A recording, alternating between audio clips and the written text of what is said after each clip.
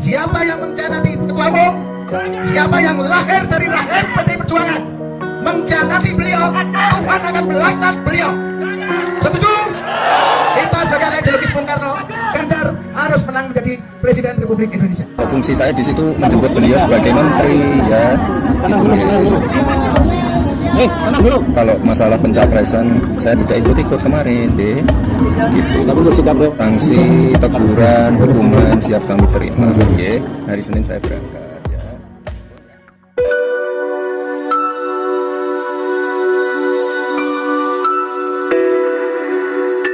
Tahun 2024 tahun pemilu, sehingga imbasnya di tahun ini politik begitu memanas ya, apa-apa digosipin, apa-apa jadi komporin dan lain sebagainya. Dan ini juga terjadi pada Gibran, di mana Gibran ini menerima tamu yang kebetulan Pak Prabowo katanya hanya sekedar mendampingi.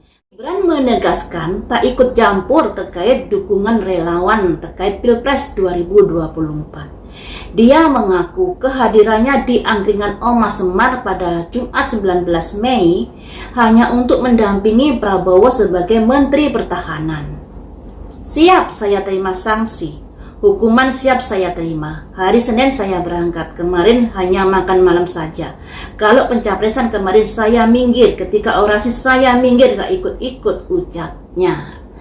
Pembelaan Gibran seperti itu. Tapi mari kita lihat dari prediksi kartu ini, apakah yang dilakukan Gibran ini pada akhirnya berbuah, membuat tubuh PDIP terpecah menjadi dua ya. Dan pemberitaan yang mengenai Gibran bersama dengan Prabowo membuat kubu dari PDIP terpecah menjadi dua.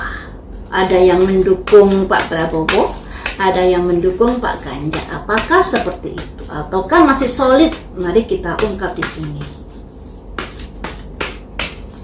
Dampak dari pemberitaan Gibran bersama Prabowo. Ada soulmate, ada hubungan. Hubungan yang bagaimanakah? Destiny, nasib. Nasib baik, nasib burukkah? Terkait PDIP. Fight, keyakinan terkait apa? Untuk Prabowo kah atau untuk Ganjar? Bittersweet. Jadi di sini teman-teman, apa yang dilakukan Gibran dengan mendampingi Pak Prabowo, sekalipun itu sebagai bentuk penyambutan dia kepada Pak Prabowo, sekedar menemani, kabarnya seperti itu. Tapi di sini tak bisa dipungkiri. Di sini merupakan ada soulmate, ada kaitannya hubungannya dengan nasib destiny terkait dengan pencapresannya Pak Ganjar.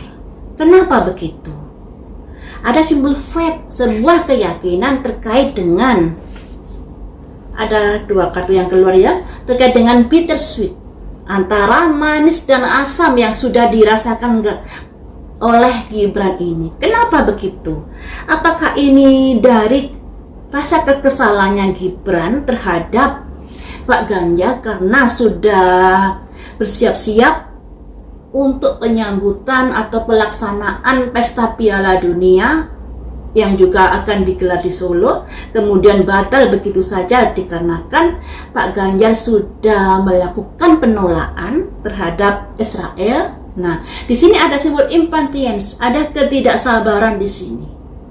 Jadi tidak bisa dipungkiri ada kekecewaan Gibran ini kepada Pak Ganjar di sini.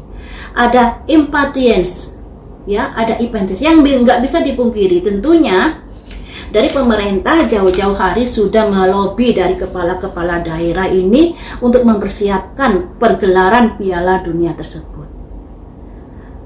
Tapi begitu tinggal beberapa hari atau beberapa bulan lagi, kemudian ada ulah-ulah yang seperti itu. Kenapa nggak jauh-jauh hari dia menyampaikan seperti itu? Tapi ketika pemerintah sudah menggelontorkan dana begitu banyak, ya hanya karena begini, kemudian dia berbicara seperti itu, yang pada akhirnya juga ditanggapi oleh FIFA ya, oleh FIFA yang akhirnya membatalkan dari pesta bola di negara Indonesia terkait kondisi dan keadaannya. karena juga takut ada penolakan dan lain sebagainya. Dan inilah ada simbol bittersweet, juga ada simbol impatience. Nggak bisa dipungkiri semuanya itu juga terjadi dari latar belakangnya, yang melatar belakangi adalah kekecewaan Gibran kepada Pak Ganjar juga di sini. Ada kekecewaan juga di sini ya terhadap Pak Ganjar yang lebih patuh kepada partainya daripada presidennya. Padahal negara ini sudah menggelontorkan duit banyak loh untuk itu ya. Terus masyarakat juga sudah menyiapkan misalnya untuk buah tangan, jendela mata dan lain sebagainya. Pada akhirnya ambiar begitu saja. Ini salah satu sebab juga mengapa Gibran begitu manis atau begitu dekat dengan Prabowo untuk saat ini. Apakah itu nanti akan berdampak pada elektabilitas Pak Ganjar di Pilpres tahun 2024? Apakah itu akan berdampak pada Pak Ganjar di sini? Tapi mari kita lihat ya, semua saya prediksi Pak Ganjar, Pak Prabowo, dan Pak Anies. Detik hari ini elektabilitasnya mereka seperti apakah? Tentunya akan bisa diketahui apakah nanti berdampak pada Pak Ganjar dan Pak Prabowo di sini terkait dengan kejadian Gibran bersama Pak Prabowo tadi. Yang pertama saya lihat elektabilitas Pak Ganjar untuk saat ini ya. Apakah dengan kedekatan Gibran dengan Pak Prabowo akan berpengaruh kepada elektabilitas Pak Ganjar per hari ini? Ada simbol prajurit bawa pedang, semangat untuk bertempur, semangat untuk berjuang. Ada simbol seorang laki-laki membawa pedang, yang artinya lebih berpikir pada hal yang urgent saja untuk saat ini. Selanjutnya ada simbol orang memegang kepala, orang kepalanya pening seperti itu. Jadi apa yang dilakukan Gibran itu bagaimanapun juga membuat pusing dari PDIP. Selanjutnya, tapi di sini juga ada simbol koin 10. Elektabilitas Pak Ganjar masih baik di sini, sekalipun agak dibuat pusing oleh Gibran. Kemudian mulai ada perpecahan di sini teman-teman, ada pedang 5, ada beda pendapat, beda pandangan, dan disinilah mungkin nanti ada kondisi yang bisa berujung kepada perpecahan suara di PDIP dan pendukungnya ya. Jadi untuk Pak Ganjar saat ini memang masih bagus elektabilitasnya, tapi kondisi-kondisi sangat butuh perhatian terhadap pendukungnya, terutama agar bisa lebih solid lagi untuk mendukung dirinya dan tidak terpengaruhi dengan berita-berita di mana Gibran yang harmonis kepada Pak Prabowo.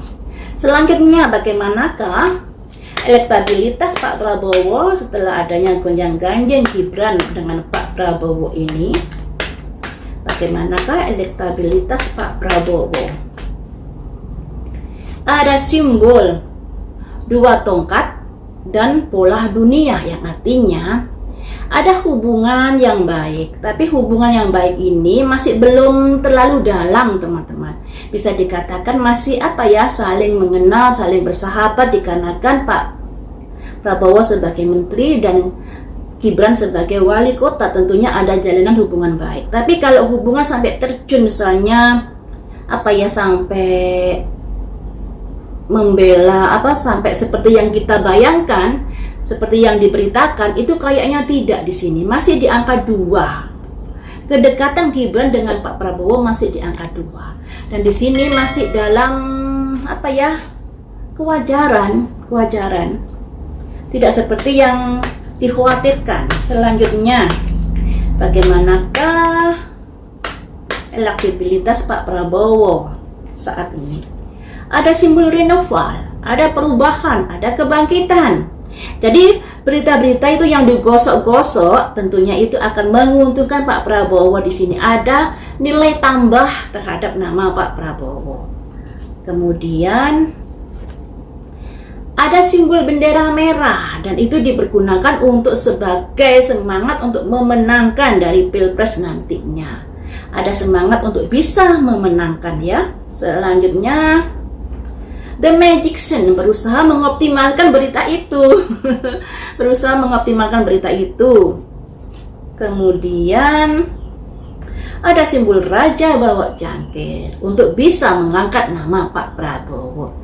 Di sini dengan adanya berita-berita yang semakin digembar-gemborkan itu pada akhirnya akan menguntungkan Pak Prabowo di sini. Tapi di sini hubungan dari Gibran dengan Pak Prabowo masih biasa-biasa saja. Tidak seperti yang digosok-gosok makin sip di berita-berita itu ya. Masih biasa, masih di angka 2. Angka 2 ini jalinan kedekatan yang hanya biasa-biasa saja, kayak sebagai teman, ya, kayak sebagai sahabat, kayak sebagai atasan dan bawahan dan lain sebagainya ini. Ini untuk Gibran. Jadi apa yang dikatakan Gibran dia sebagai hanya menemani Pak Prabowo itu ada benernya juga di sini. Tapi kondisi itu pada akhirnya digosok-gosok oleh pemberitaan ya. Digosok-gosok oleh pemberitaan yang pada akhirnya menguntungkan dari nama besar Pak Prabowo di sini. Kemudian bagaimanakah elektabilitas Anies di sini? Untuk saat ini, kalau dulu kan adem ayem, apakah ada gerakan-gebrakan yang bisa mengangkat ke namanya? Untuk Pak Anies, ada simbol rencana-rencana.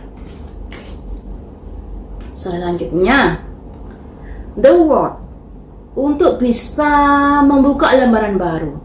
Di sini dari kubu Pak Anies ini juga ada gonjang-ganjing terkait dari Partai Nasdem ya, yang kadernya terjerat KPK korupsi. Selanjutnya untuk Pak Anies bagaimanakah elektabilitasnya?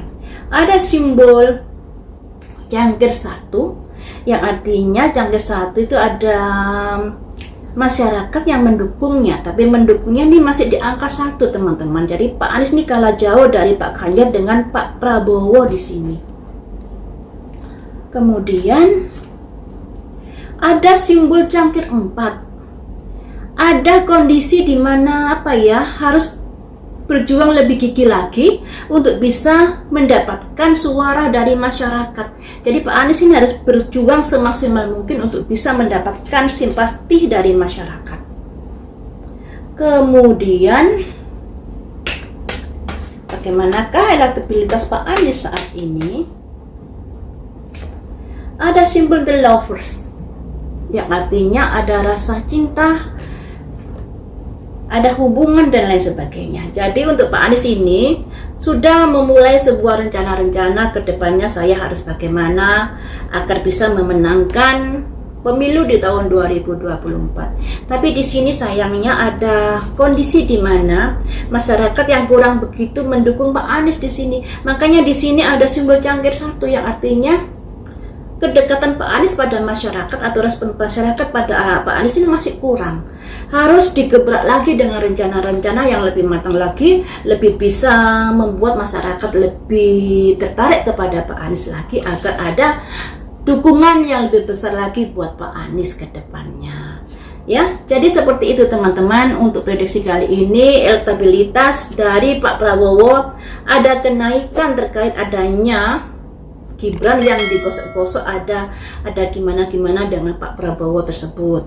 Padahal di sini hubungannya Gibran masih di angka 2, masih bersahabat atau masih hubungan yang sewajarnya dengan Pak Prabowo.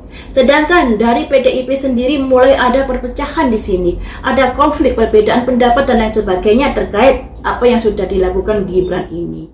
Semoga saja kita juga mendapatkan pengganti Pak Jokowi nanti yang bisa melanjutkan dari rencana-rencana pembangunannya Pak Jokowi sehingga berkesinambungan ya teman-teman, dan kita bangsa Indonesia bisa lebih makmur lagi di kepemimpinan presiden yang baru.